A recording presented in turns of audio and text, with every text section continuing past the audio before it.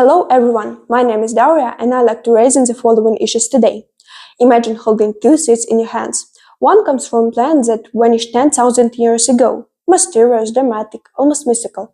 The other comes from a plant that is dying now. Quietly, unnoticed, under our feet. You can plant only one. Which would you choose? Today, science has reached a point where extinction is no longer a wall. It's a door some scientists are eager to open. Companies like Colossal Biosciences are working on bringing back species such as the dire wolf. Yet, even their own lead scientist, Beth Shapiro, admits this is not real dire wolf, it's a grey wolf with edited genes. So, the question isn't, can we bring extinct species back? The question is, what happens if we do? The world the dire wolf once lived in no longer exists? If released into nature today, they might spread new diseases, disrupt food chains, or destroy fragile species. Still, the hardest part of the dilemma isn't nature, it's ethics. Now, I ask you to answer silently in your mind. Do we have the right to create animals that could suffer? And if we think we can fix problems later, will we stop protecting nature now?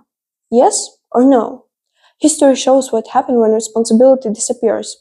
According to the UN, the war in Ukraine has caused massive soil contamination, chemical pollution, destroyed habitats, and many damages are still unresolved. When accountability is absent, nature pays a price. This is why science must never run ahead of responsibility. Now, let's talk about the future. An animal once native to my country, the tarpon, the wild steppe horse, could potentially be restored through close genetic relatives. It could boost biodiversity and support ecotourism in regions like Padilla. This is the hopeful side.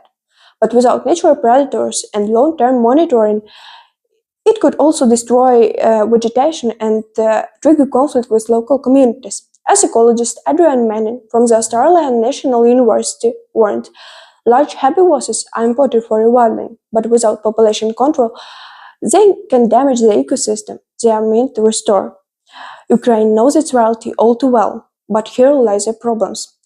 Science is advancing rapidly, but laws are not. There are no clear rules, no safety guarantees, no accountability.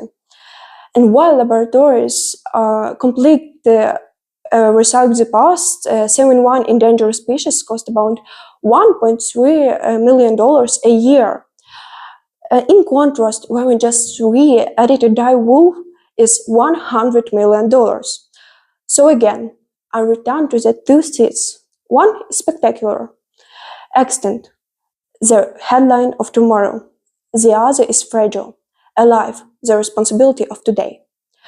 The real experiment is not in DNA, it's in us. Thank you.